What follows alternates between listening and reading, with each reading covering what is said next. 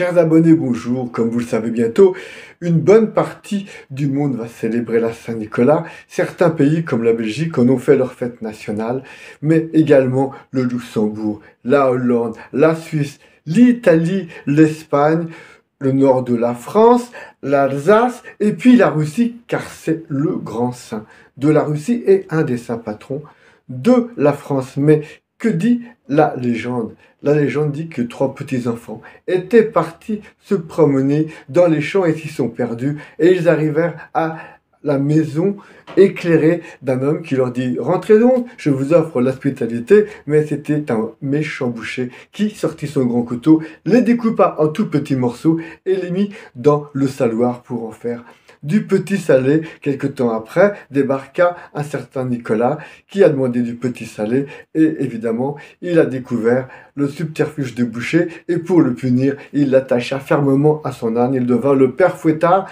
qui sera habillé en noir et sera l'opposé de Saint-Nicolas qui sera habillé de toutes les couleurs. Ce sera le symbole de l'esprit du bien et du mal.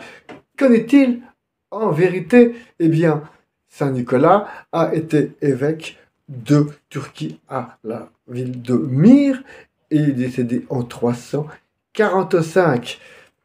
Au Moyen-Âge s'est développé le commerce des reliques et les pays se disputaient ces reliques de Saint-Nicolas, soit dans leur entier, soit par os, un os par-ci, un os par-là. Mais des marchands italiens se sont dit, on va carrément s'approprier tout le corps. Et ils ont envoyé un certain nombre de marins en l'an 1087 et ils ont ramené ce qu'ils croyaient être le cadavre de Saint-Nicolas à Bari dans les Pouilles en Italie.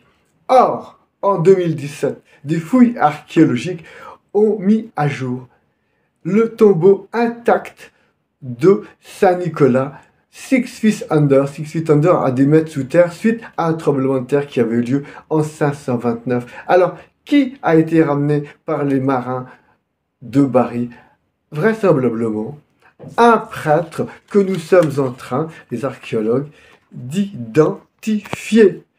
Alors, vous voyez, ça crée un grave problème au niveau de tous les pèlerinages, au niveau des touristes, si bien que l'archidiacre de Bari fut prié par son évêque de parler d'un trésor caché rapporté avec l'aide des anges, sans préciser des ossements de qui il s'agissait. Alors, on annonce le transfert des reliques de Saint-Nicolas à Paris dans les prochains jours.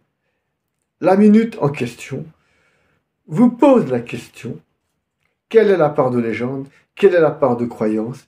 Quelle est la part de foi?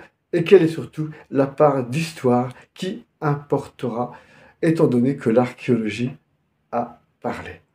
Chères auditrices, chers auditeurs, chers abonnés, je vous laisse méditer et surtout puiser sur le site Aletheia qui fait le point sur la question. À très bientôt, comme d'habitude.